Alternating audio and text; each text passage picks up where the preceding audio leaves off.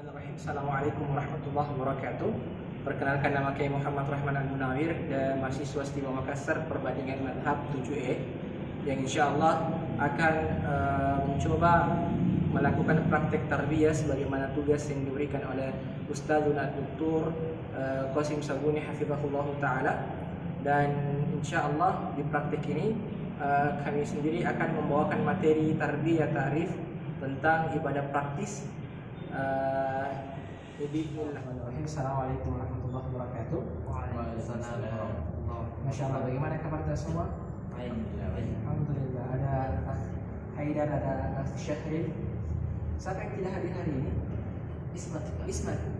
Kenapa bisa tidak hadir Ismat? Sakit. Masya Allah, sejak kapan sakit? Kalau begitu kita agendakan untuk jemput beliau ya. Insyaallah ta'ala. Tayyib, sebagaimana adat kita sebelum kita mulai tarbiyah kita, insyaallah kita mulai dengan tadarus dulu. Kita sudah sampai bacanya di surah Al-Kafirun di juz 30. Oke, kita dari Haidar. Silakan. A'udzu billahi minasyaitonir rajim. Bismillahirrahmanirrahim. Qul ya ayyuhal kafirun la a'budu ma ta'budun wa la antum 'abiduna ma a'budu. Oke. Sekarang Akh Syahril. A'udzu billahi minasyaitonir rajim. Wa la ana 'abidun ma Ana 'abidun ma 'abadtum. ولا أنا عابد ما عبدتم ولا أنتم عابدون ما أعبد لكم دينكم ولي دين Lakum dinukum. لكم دينكم ولي دين. Oke. Jadi tadi Syekh bilang lakum dinukum, ya bukan dinukum, tapi maksud saya lakum dinukum. Oke. Surah Al-Kafirun ini kita tadabburi sedikit ya. Bahwasanya surah Al-Kafirun ini surah yang dimana tentang toleransi umat Islam ya, toleransi umat Islam. Dulu umat Islam itu Rasulullah itu disuruh beriman kepada orang-orang kafir, kemudian orang kafir orang musyrik atau orang kafir terus menjanjikan bahwasanya kalau Nabi kita ini sudah beriman kepadanya satu hari, besoknya orang kafir lagi beriman dengan Islam. Maka Allah menurunkan surah ini mengatakan lakum dinukum waliyadin. Untuk kalian agama kalian dan kepercayaan kalian, dan untuk kami agama kami dan kepercayaan kami. Maka dengan itu toleransi yang sebenarnya itu ada pada kita. Baik, bagaimana hafalan hadisnya? Sudah dihafal semua ya? Sudah dihafal ya? Oke. Mengenai tentang hadis ini kami berharap para ikhwan bisa terus menghafalkan hadisnya, memperbanyak hadisnya. Insyaallah nanti kita tes bagaimana hafalannya. Dan kemudian masalah bacaan Quran, semoga ikhwan semua bisa istiqomah membaca Al-Quran. Kalau orang awam bisa membaca setengah Al-Quran per hari, maka setidaknya kita yang berilmu atau yang di tarbiyah atau yang sedang melakukan tarbiyah itu harus bisa satu halaman lebih daripada orang awam. Ya, karena tujuan kita tarbiyah adalah mengangkat kejahilan dalam diri kita. Maka kita harus fastabiqul khairat, berlomba-lomba dalam kebaikan. Baik. Pekan lalu alhamdulillah kita telah menyelesaikan tentang praktik ibadah praktis itu, masalah wudu. Kita sudah praktekkan wudu ya, alhamdulillah. Sekarang insyaallah kita akan praktekkan bagaimana wudu pada misalkan cuma satu air, 11 air. Karena terkadang itu air di rumah itu biasa di penampungan habis. Dan ini pertanyaan-pertanyaan yang masuk dari ikhwah-ikhwah kita, bahwasanya bagaimana, apakah kita langsung tayamum? Maka kita katakan yang tayamum kalau masih ada air, ya. Tapi masih dingin di semua toh, insyaallah. Itu kita langsung saja masuk ke tempat praktek, ya. Kita masuk ke tempat praktek, kita lakukan praktek, ya. Insyaallah. Langsung ke tempat dulu. Insyaallah pada kesempatan kali ini Akh Syahril dan Akh Haidar kita akan praktekkan bagaimana caranya kita berwudu kalau mati lampu dan air di peramuan sudah habis. Dan ini mungkin sering terjadi kalau misalkan kita tinggal di asrama atau misalkan kita tinggal di sebuah pondok dan tiba-tiba airnya habis. Apakah kita langsung tayamum ataukah kita bisa pakai air yang lain?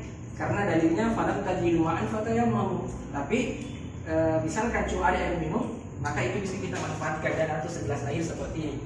Dan di pertemuan pekan lalu, alhamdulillah kita telah mengupas tuntas tentang masalah wudhu, ibadah praktis ini. Masalah wudhu, kita sudah praktek wudhu, dan sekarang kita menjawab pertanyaan-pertanyaan bahwasannya bagaimana kalau mati lampu, bagaimana kalau misalkan air di penampungan habis, bagaimana cara kita berwudhu. Namun tidak mengapa kita merujuk sedikit tentang kendala-kendala atau masalah-masalah yang sering terjadi di masalah-masalah wudhu ini. Kita merujuk materi pekan lalu apa yang sering masyarakat kita salah di dalam berwudhu atau tidak tepat dalam berwudhu. Baik. Sebelum kita berwudhu, sebagaimana yang pernah kami jelaskan bahwasanya kita harus berniat dulu dalam hati dan mengucapkan bismillah. Nah, kesalahan-kesalahan yang sering terjadi di masyarakat kita kalau kita mau mulainya bahwasanya mereka biasa membuang-buang air, ya. Ini alhamdulillah airnya sedikit dan keluar. Ada juga yang biasa air keran itu yang banyak langsung keluar, kan? Banyak. Nah, kalau yang banyak itu kita harus sedikitkan supaya tidak mubazir, ya. Nah, yang sering terjadi banyak masyarakat kita yang berwudhu seperti ini. Jadi sikunya turun ke sini, begini. Ini sebenarnya tidak tepat. Ya, yang pertama kalau misalkan kita mau melihat dari anjuran agama bahwasanya dari yadai ila mirfaqain, bahwasanya dari tangan hingga ke siku, maka zahirnya kata ila itu adalah sampai ke, ya berarti harus dari tangan ke sini anjurannya. Dan kalau misalkan tidak seperti ini repot dan banyak membuang air. Tapi kalau misalkan kita sesuai anjuran yang diajarkan, maka cuma seperti ini. Dan harus dibasahi yang di sini. Ya, ini biasa orang kan tidak pernah memperhatikan sininya. Dan kesalahan juga yang sering terjadi, mereka ambil untuk di kepala ini, langsung semuanya basahi kepala kayak orang mandi. Dan ini sering terjadi di anak-anak TPA. Ya, itu sebenarnya salah. Tapi kita harus cukup seperti ini, membasuh sebagian kepala atau semua kepala. Dan mungkin di bagian kaki juga terkadang orang tidak memperhatikan bagian mata kakinya, bagian di sininya sehingga tidak basah. Itu kesalahan yang sering terjadi. Oke, sekarang kita masuk. Apakah kita bisa berwudu dengan segelas air wudu ini? Nah, berwudu dengan air sebanyak ini sebenarnya kita harus pakai wudu yang standar, bukan yang sempurna. Bagaimana wudu yang standar itu tidak cukup 3 kali? Ya, karena anjurannya cuma 1 kali. Adapun 2-3 itu keistimewaan. Dengan segelas ini insya Allah kita bisa wudu. Nah, begini di air ini insya Allah bisa wudu. Ya, coba kita tumpah sedikit-sedikit. Oke, tangan. Nah, sempurna selesai. Nah, kemudian mulut. Bisa dapat hidung, dan masuk ke hidung bisa masuk ke mulut juga. Kemudian wajah. Alhamdulillah dapat. Ya, batas wajah di sini dapat. Nah, kemudian tangan. Alhamdulillah dapat. Kanan, kemudian kiri. Alhamdulillah dapat juga kiri, semua basah. Dan cukup 1 kali karena sunnahnya itu 3 kali. Namun karena air yang sedikit ini, kita coba 1 kali saja. Nah, kemudian kepala. Bisa seperti ini, langsung ke telinga. Ya, telinga. Kemudian ke kaki. Kaki kita basah dengan baik sampai basah sempurna. Kiri. Oke. Insyaallah. Sempurna semuanya, bahkan ada sisanya. Tidak sampai setengah. Bahkan kalau kita mau kasih ambil kesempurnaan wudu 3 kali, ini bisa sampai selesai. Dan ini sunnahnya kita pakai saja sedikit air supaya tidak mubazir. Dan ini jalan keluar kalau misalkan air di rumah kita habis atau air di penampungan kita habis, kita pakai yang seperti ini. Kira-kira paham insyaallah? Insyaallah. Jadi kalau misalkan ada yang bertanya apakah kita langsung tayamum atau tidak, maka kita usahakan cari air dulu. Jangan sampai masih ada di air tapi kita tayamum, karena kaidahnya kalau sudah ada air yang kita lihat maka batal tayamum. Paham sampai sini ya? Alhamdulillah rabbil alamin. Sekarang kita coba masuk dalam masjid lagi. Alhamdulillah kita selesai praktik tentang wudu, ya. Ada namanya wudu yang sempurna, ada yang standar. Yang kita praktekkan tadi itu yang standar, 1 gelas air.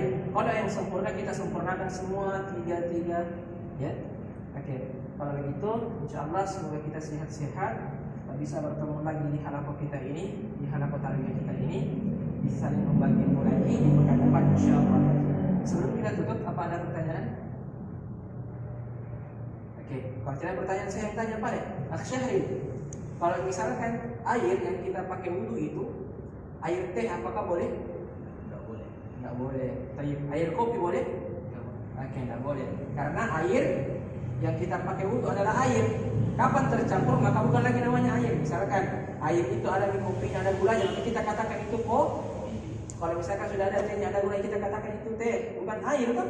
Nah, jadi air yang misalkan kita pakai wudhu itu air yang memang bersih, tidak ada najisnya, tidak berubah warnanya, tidak ada baunya. Jadi paham saya? Paham. Alhamdulillah. Oke, kalau begitu mari kita sama-sama menutup halaqah kita dengan majelis kita dengan doa kafaratul majelis. Semoga Allah mengangkat derajat kita dari halaqah ini dan mengampuni dosa-dosa kita. Subhanallah wa bihamdik, asyhadu an la ilaha illa anta astaghfiruka wa atubu ilaik. Assalamualaikum warahmatullahi wabarakatuh.